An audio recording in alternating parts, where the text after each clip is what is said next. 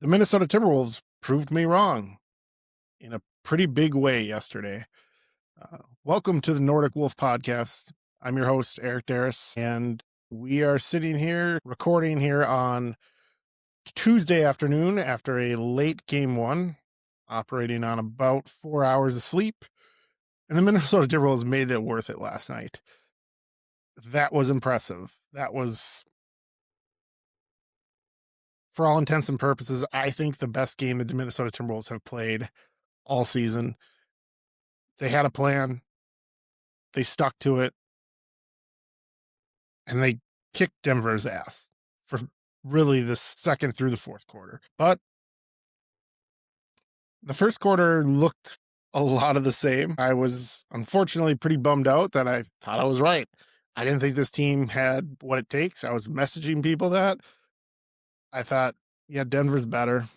This series isn't going to go very long. Ant's not healthy. Nas isn't healthy. Uh, we just looked like we were shell-shocked. We had no point of attack on this defense that, quite frankly, has not been good all year. First ranked, they're not a playoff defense. And then, the switch flipped. But first, let's start with what went into that rough start.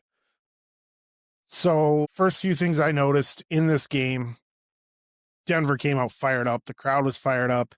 The players were having a blast. Why wouldn't they? They were taking it to the Wolves. I think there was 3 within probably 10 possessions and 1 3-point shots. I think I saw 2 of those all year, and I watch a decent amount of the NBA. That's just not that common. And to have 3, what that tells you is the Wolves' point of attack defense was sloppy. We were in bad positions, and we were getting bad. And when we were committing fouls, they weren't even good contests. They were hitting guys after the ball leaves where it doesn't affect the shot, and just giving them, gift wrapping them 3 additional points, 3 4-point plays. I couldn't believe it. I've never seen that. I thought the fans were just fired up. Jamal Murray's high-fiving half the people in the first row after his 3-and-1. Christian Brown's flexing up the crowd after a big dunk-and-1. He hits an open catch and shoot 3. He's flexing on our bench. And they were feeling themselves. And, it didn't look like Ant had anything left in the tank. He looked injured. Nas looked injured. I mean, Julius hit a couple of nice threes that kind of kept us in the game, but the Denver Nuggets blew in the lead up to 19. The Wolves went on just a nice little run to end the first quarter down 14, but it didn't look good. I was thinking, I guess I'm going to bed at halftime. There's no point to watch the rest of this game. And then the Wolves did what did them in on game 1, kind of flipped in game 2, the non-Jokic minutes. The Wolves came in and they started attacking. They started forcing turnovers. They started frustrating Denver into no points in the non-Jokic minutes. They had nothing. By the time Jokic came back in, I think it was a 7-point game, 6-point game, barely got a rest. Overall, we just dominated those minutes, which going into any series with Denver, non-Jokic minutes, you got to win them. There's just very little path to victory if you're not winning those minutes. And what went into winning those minutes this time? The Wolves started picking up their pace of play. And it led to this offensive explosion that kind of just catapulted. Everybody was getting in on it. Everybody had their moments. Nobody really, I can't even come out and say, yeah, this guy let us down in this game. They all came. They knew their job, and it really wore the Denver Nuggets down. And we see the path of how to beat this team. I didn't think in the fourth quarter Denver would be, too exhausted to make a shot. They're used to playing in the altitude. Half the season, they play in that altitude. they're healthier for all intents and purposes. Their two stars are healthy, both playing at a super high level. I mean, going into this game, they had won 14 games in a row or 13 games in a row going back into the regular season. Their last loss was over a month ago. This team is really good. And the Wolves just broke them last night. And like we've been saying for almost any Wolves fan, beat reporter, anyone that covers the team that watches them when they play in transition, they give themselves a great chance to win. And Denver just was not ready for what the Wolves were able to bring in that game. So I just want to go in because it's just really important when you watch a game to just kind of break down where the Wolves made changes, I think, outside of the point of attack.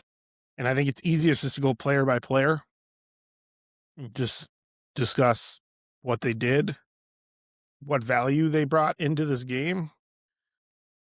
And truthfully, I felt like 8 guys brought something to this game that turned it around. First off, Dante DiVincenzo. I thought he was an A+. I thought he's been the second best player overall for the Wolves in the series.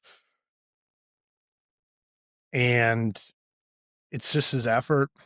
I mean, the guy's unquestionably, outside of Rudy, our best effort defensive player.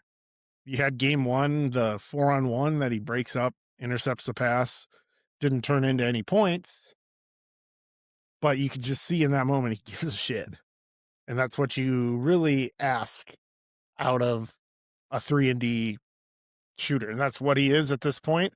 He had 16 points, 4-7 from 3. But what was wild is he's a plus 20 in this game, a game you win by 5, and a game where the next highest player was a plus 6. So when Dante was on the court, the Wolves were winning. And what's crazy is he was on the court in that first quarter, a good portion of it. So from that second, third, fourth quarter, when Dante was on the court, the Wolves were rolling. The Wolves' ball movement was fantastic. And I thought Dante was the cog of this game in terms of offensive, defensive, full game production. Rudy Gobert was unbelievable from a defensive end. I mean, yeah, he only had 2 points, kind of more of a traditional Rudy game. And anybody who thought Rudy was going to play offensively like he did in game 1, that's not his game. That's not going to happen. But the frustration that he is causing Jokic, I mean, 8 for 20. Sure, Jokic scored 24 points. 16 of those points were in the third quarter when Rudy was on the bench. I mean, he locked Jokic down. 1 for 7 from 3, 8 for 20 overall. 7 of Jokic's 24 points came from the free throw line. I mean, he was able to draw some contact. He collected 15 rebounds, 8 assists, but he was only a +1 on the floor. 40 minutes. That was not a great Jokic game. And I think it's as much about Rudy Gobert as it is Nikola Jokic. I could go on and on about how challenging Rudy is making everything for Jokic. I think he's in his head right now.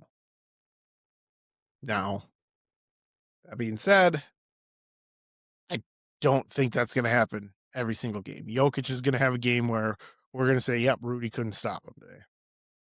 He's the best offensive player on the planet, in contention for the best player on the planet. And he's been thoroughly outplayed by Rudy Gobert, at least defensively, over game 1 and 2. And I did not expect that.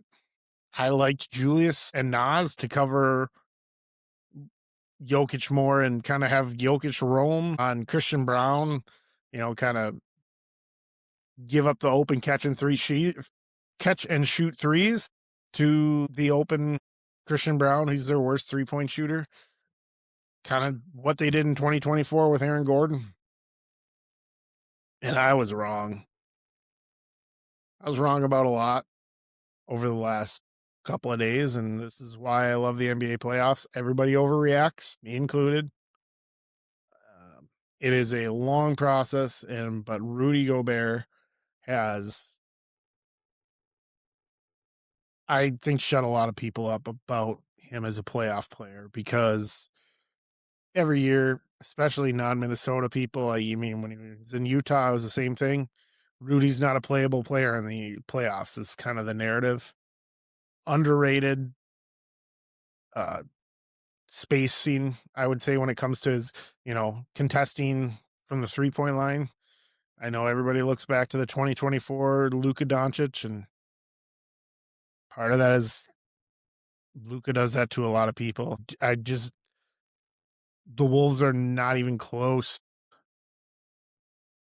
to winning a game yet in this playoffs if we don't have Rudy Gobert on the court. And to anybody who's saying the Wolves shouldn't have traded Rudy Gobert, I mean, at this point, we've had 2 Western Conference Finals runs, and we don't know where this playoff run is going, but it would be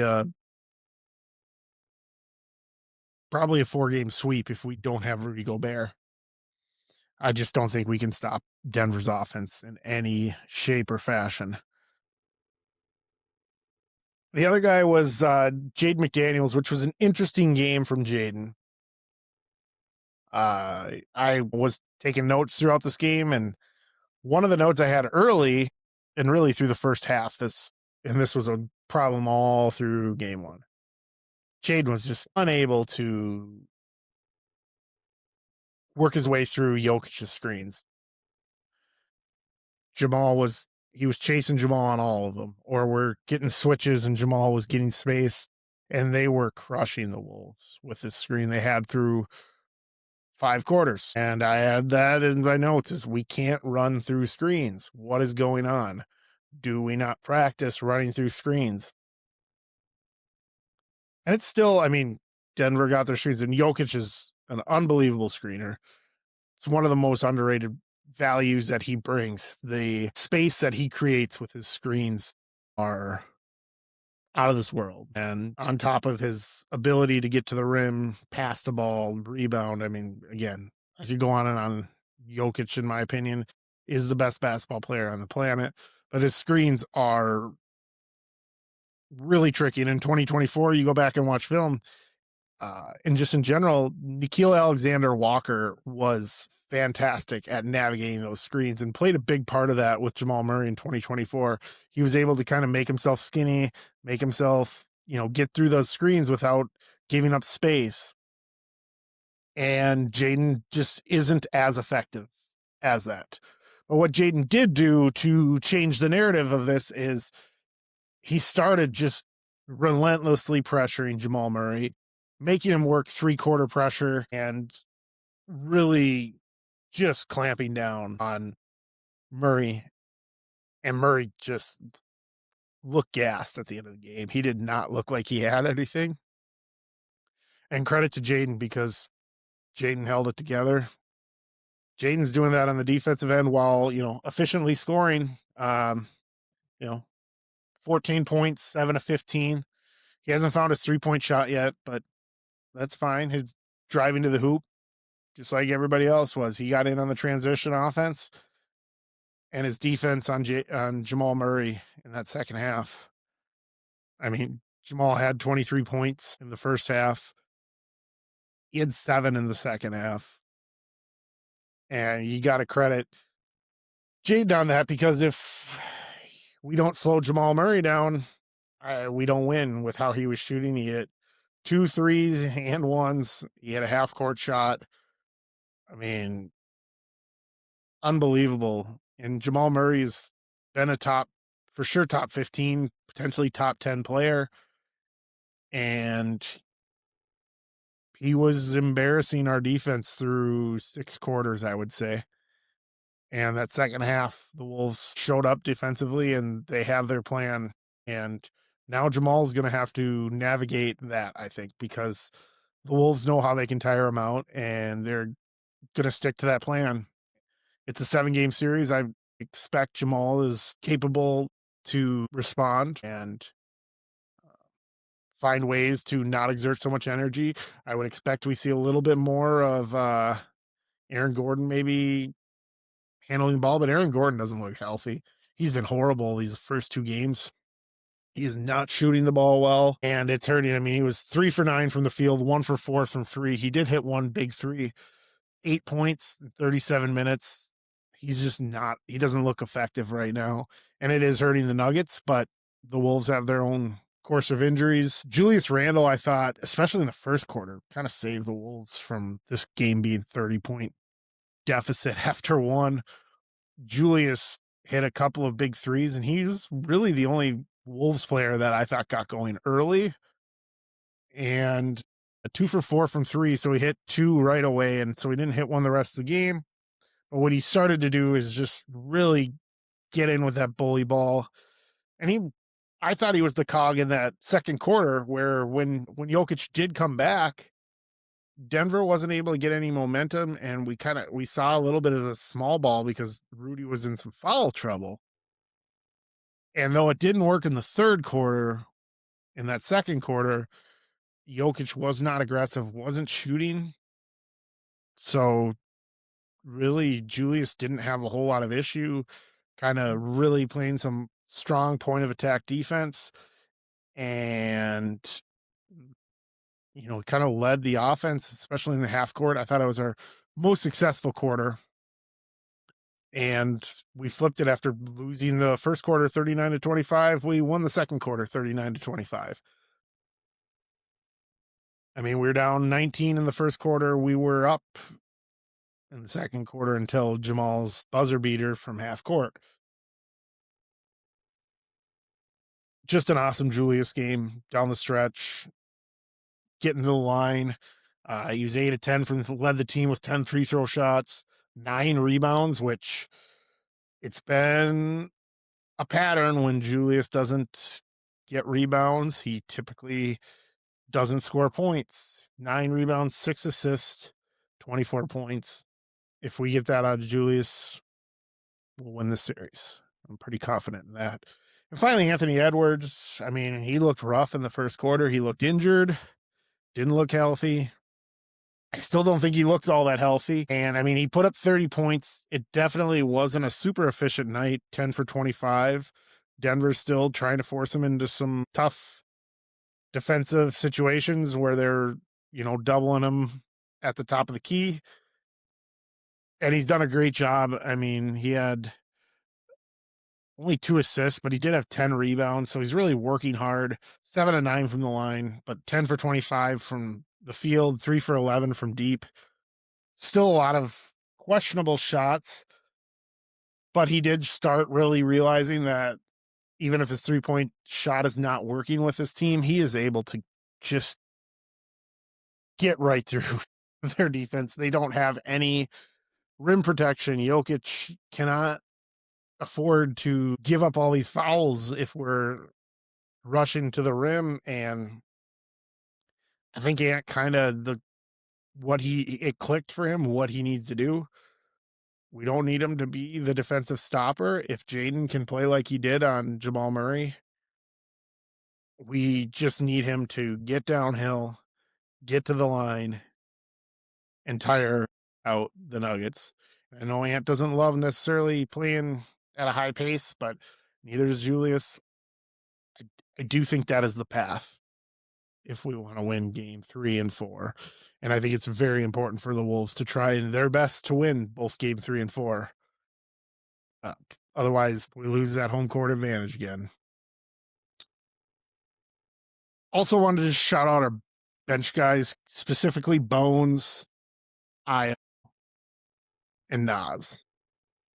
Bones, for whatever reason, I didn't really understand. Denver, when he got checked in, Denver mercifully booed him. And it's not like he was in his first couple of years, he played a decent role his rookie year and struggled his second year. He certainly was not a, bad locker room guy, forced his way out. Just felt really weird for me to hear them booing Bones, but it kind of lit a fire up under him. And he was a huge offensive spark when he came in. 3 for 4 from three, had a couple of free throws, 4 for 5 overall. He didn't get a ton of minutes, but I love to see that in his 10 minutes that he got, he made the most of it, especially after kind of a weird game one where he had a rough 5 minute stretch and then didn't get to play. It's sad. I do really like watching Bones, but these playoff series, there's just not a ton of minutes. And I think Bones is probably in that 10 to 12 minute mark, but I do really appreciate that we saw, you know, him being effective. And if we need a punch, especially against this team, he can give us that. He can give you a couple really good looks, take the ball, put some pressure on Denver's defense. Ayo Dosunmu, if you look at the box score, 9 points, 4 for 8, 1 for 2 from three. But it's just everything he's doing. I mean, 4 rebounds, 5 assists in 22 minutes. And he just brings energy to the team. He gets us running. And I cannot stress enough how much pushing the pace helped win this game. Everybody from Minnesota has been screaming it for the last 3 months. And as frustrating as it can be sometimes watching the Timberwolves, watching Ayo is, to me, just a blast. And I really hope, regardless of how the season ends up, we find a way to get an extension done with Ayo Dosunmu because he needs to be a part of this team going forward. And then Naz Reid. I mean, Naz, it's hard to have a whole lot of negativity to say about Naz, what he's pushing through. He's obviously got something real messed up with his shoulder. Sounds like he really can't barely put his arms above his shoulders. And to give us 11 points, got through it, 9 rebounds, even if his shot's not working, Naz is giving you everything that he can for however many minutes. I mean, last night he had 27 minutes. And I still have questions about how far this team's ceiling is because of the Naz and Ant injury. But for them to gut it out like they have been is been really impressive, I think, to watch. So, game 3, Thursday night. It's going to be a big one. Wolves really need to win it. They really need to keep the pressure on Denver. I think if you win game 3, you feel you take a lot of pressure off when it comes to game 4. Just like if you would have won game 1, it takes a lot of pressure off game 2. But I expect a really strong performance from the Wolves when it comes to continuing what we saw. I think they have the plan. Keep attacking. If we come out and we just aggressively bull rush the paint, we tire them out, you're going to get your open catch in 3 shots, and you're going to be able to put this game away quickly. I think it's our best chance to win this series is to continue pushing that pace. Now, I expect Denver. They're not going to be in altitude in Minnesota, obviously. And I expect Jokic to rebound against Rudy Gobert. He's hearing the talk that Rudy shut him down. And I think Jokic is going to want to prove a point. But I do think, like anything, those role players, especially in game 3, first Wolves playoff games, I think our Dante's, Jaden's, Naz's, we're going to be able to hit some shots and put the pressure to Denver. So I do like the Wolves in game 3. That's all I got for the show today. Thank you again for all the support. I do really enjoy doing this so far. If you haven't, please subscribe to my newsletter on Substack, the Nordic Wolf. And for the rest of the week, I'll be back on Sunday with more. We should have game 3 and 4 completed. So we'll kind of have a breakdown of those 2 games. And then obviously the NFL draft, we have round 1 Thursday, round 2 and 3 Friday. and then rounds 4 through 7 on Saturday. Probably do a quick recap. Like I say, I'm not a draft expert in terms of, I don't watch enough college football to really feel super comfortable, but I'm going to jump in, watch some film on some of probably our first couple of round guys, give some thoughts to that. So maybe a little bit longer of a show on Sunday, probably Sunday afternoon, late evening, it'll come out. But this has been the Nordic Wolf podcast. Again, my name is Eric Darris. Thank you again for joining me, and have a great day.